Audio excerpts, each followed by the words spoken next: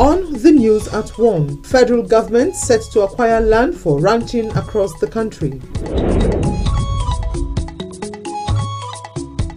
Threats to democracy following various occurrences of coup d'etat in focus as the world marks Democracy Day.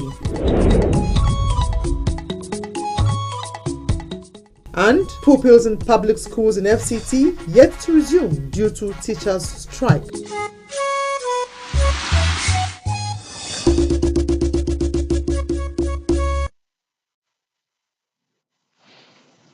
Hello and a warm welcome to the news at 1 on NTA Channel 5 Abuja. I am Ifoma Ojinta. Now, a solution to the long-standing farmer herders conflict seems to be near, as the federal government says it is set to acquire land for ranching across the country, a viable solution. President Bola Tinubu said this as he received reports and blueprints from committee members of the National Conference on Livestock Reforms and Mitigation of Associated Conflicts in Nigeria. State House correspondent Musbah Wahab tells us more. Years of commotion within a supposed same sector of agriculture, conflict of interest, and power tussle over the rights to the land by farmers and rights of way for the herders. Thousands of human and animal lives as well as landed properties have been the victims of hostilities between pastoralists and the locals. But this seems to be the moment Nigerians have been waiting for. And today, the solution is here. Ranching is the answer. We can create a huge economy out of the situation that we I will be talking to all the governors. The federal government is ready to acquire land for ranches and ready to provide the solution, but also to convert the enduring challenge to a source of fortune, as President Tinubu foresees a bright future for livestock development and its value chain in Nigeria. Imagine you create this opportunity. Your vet doctors are busy, gainfully employed. The private sector, the education opportunity for the others and the families, children, the medical care that will be established through that is a life-saving opportunity that we have. Imagine us providing cold storage facilities and employment all over. Imagine us being successful at this. And having studied previous attempts, the failures and successes, the recommendations of the committee are both retrospective and forward-looking. Primarily, the typical livestock herdsman is always in search of a lot of development. Even the grazing reserves in some states that are gazetted have been taken over for selfish reasons. But the panacea is we need to migrate, transist from this migratory tendency to ranching, mini ranching that support system can address. Strong institution.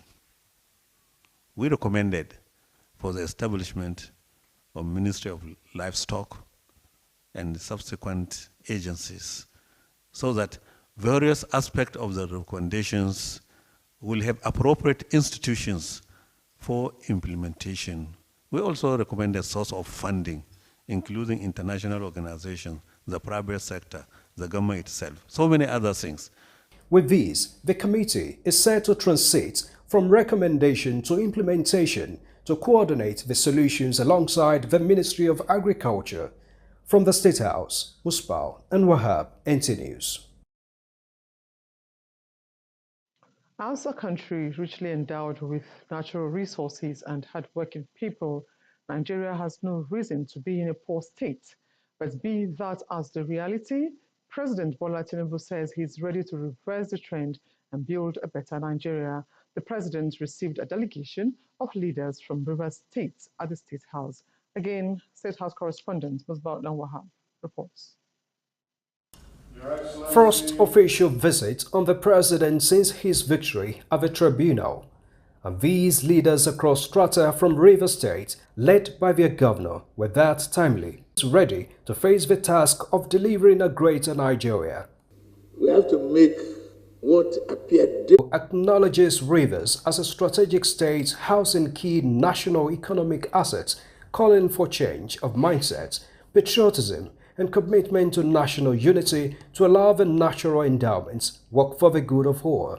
Don't just come for the visit, but be committed to our spirit of oneness.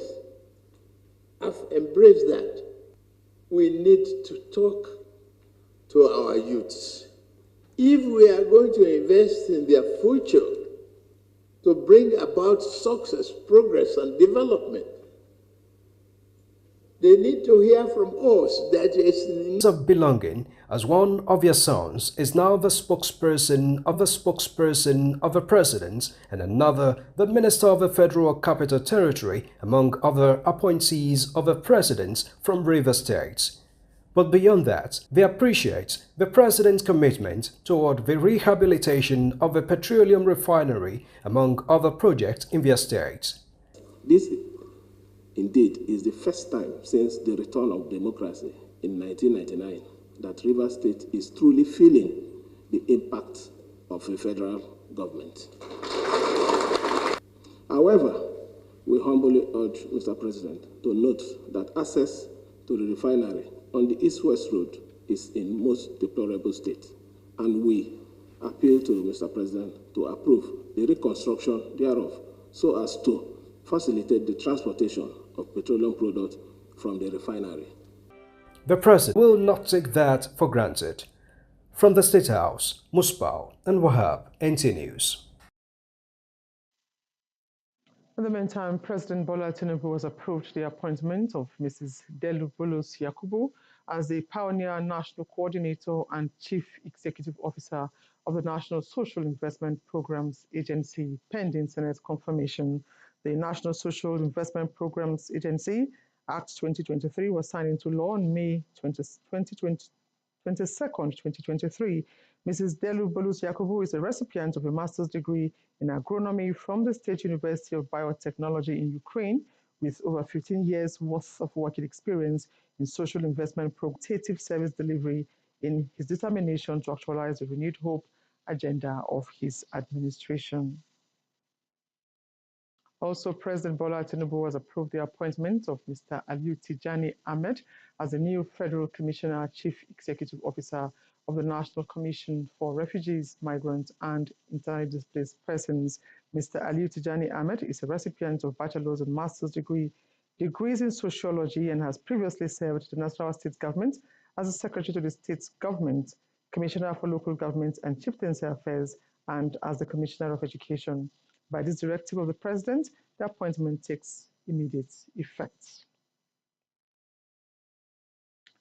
The Transmission Company of Nigeria, TCN, says it has commenced grid restoration nationwide, with power supply now available in the west, north central, southeast, and a large portion of the northern parts of the country.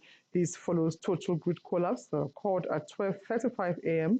on Thursday, causing outage nationwide after more than 421 days of consistent grid stability. In a statement, TCN says the collapse, which occurred after a fire incident on Kanji Jeba 330 kV line 2, is being investigated with a view to forestall future occurrence and strengthen the grid.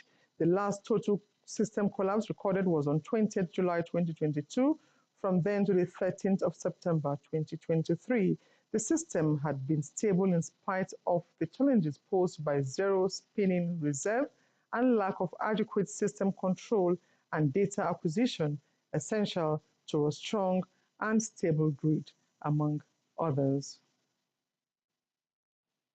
The Department of State Services says it has constituted an in-house investigative panel on the Garki market incident involving its personnel. A statement by the Public Relations Officer of the DSS, Dr. Peter Afunanya, notes that while the inquiry is ongoing, the service has visited the two injured persons at the different hospitals where they are receiving treatment. Justice. National Population Commission FCT office meets with Security and Logistics Committee ahead of rescheduled census. These and more in just a moment.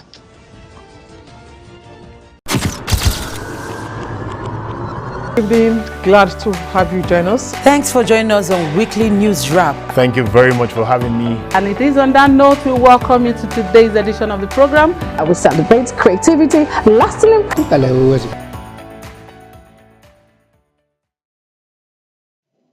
Many thanks for staying tuned. Now, top echelon of the Federation of Construction Industry have approved a deliberate attempt at increasing budgetary allocations to the construction industry in Nigeria, a move expected to grow the socio-economic prosperity of the country, especially at a time of renewed hope and high expectations from Nigerians. This was one among many issues that took the front banner at the 67th Annual General Meeting of the organization in Abuja. Aisha Bashir has details of proceedings and deliberations. Gathered here are the strategic think tank and members of the Federation of Construction Industry for its annual general meeting for stock-taking of progress made after receiving annual reports, while emphasizing the important role of the body to infrastructural growth. As you notice, it was successfully conducted. The accounts of last year and the details report of what has transpired. In the budget of 2023, we discovered a significant increase in the budget for capital projects. In fact, statistically, it shows that we have increase. Considering its role to national development, the organization said government policies and decisions should be favorable in a way that it will encourage the construction industry to contribute meaningfully to the GDP. We in the Federation of Construction Industries, we are so glad and happy that we have the former governor of Rivers State. His coming to FCT is God sent. Members of Federation of Construction Industry, we are stakeholders. We're having various projects. That's his dream.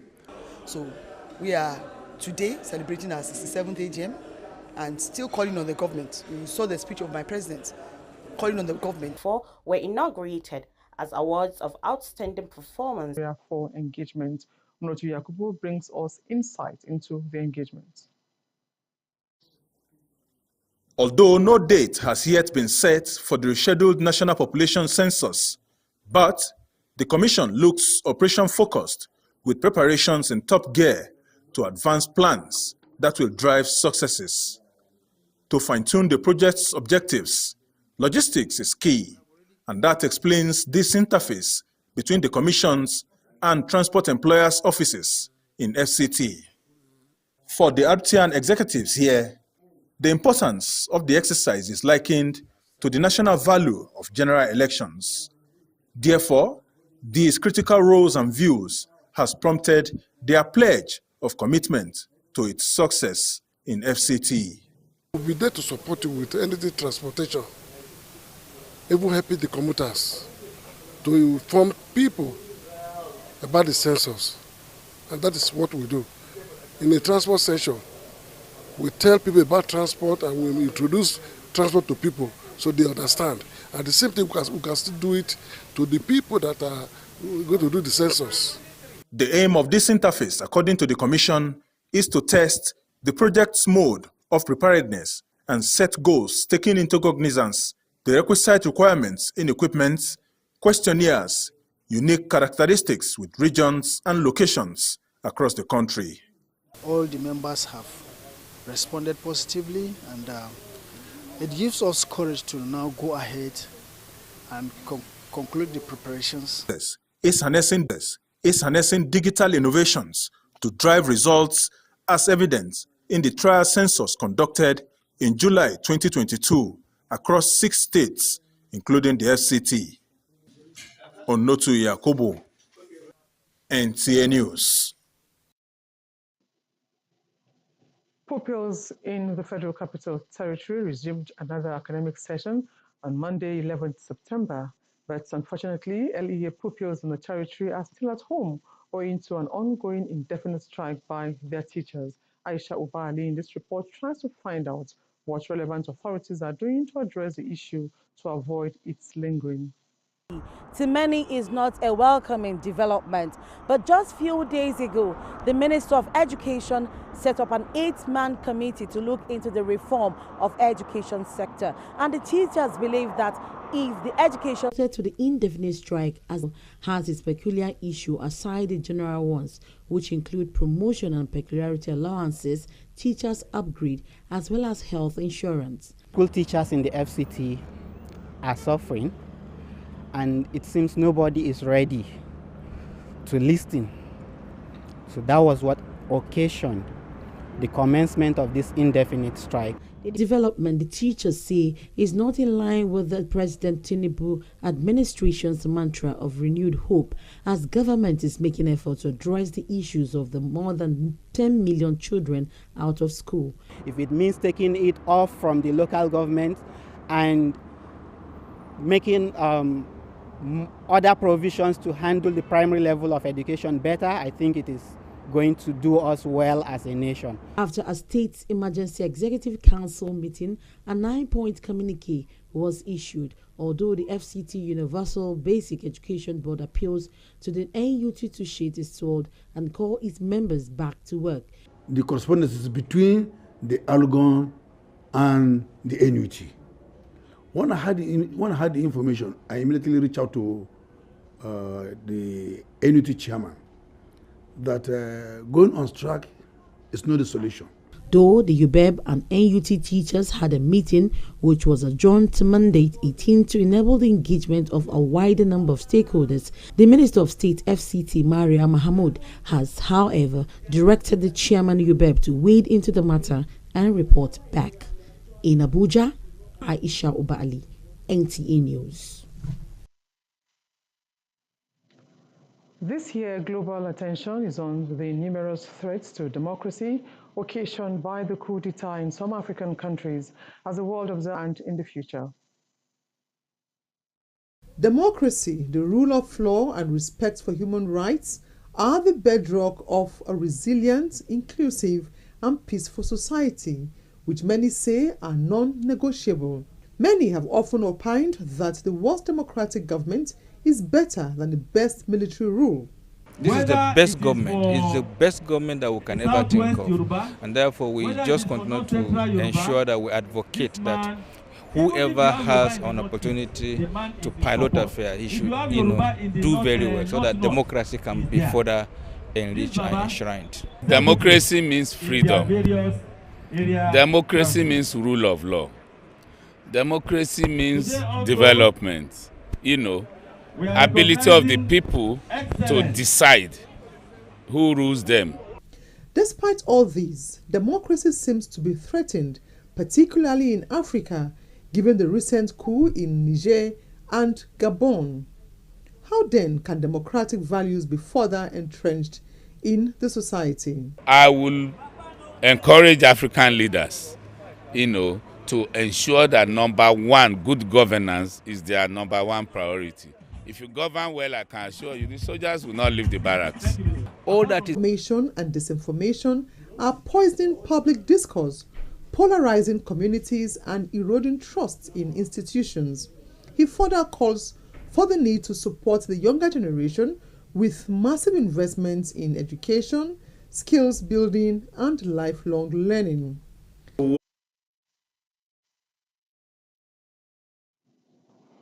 Sorry about that. We now join the business desk for business news. Federal government issues letters of award to 42 firms of the Nigerian gas flare commercialization program. Hello, and many thanks for joining me on Business News this week again.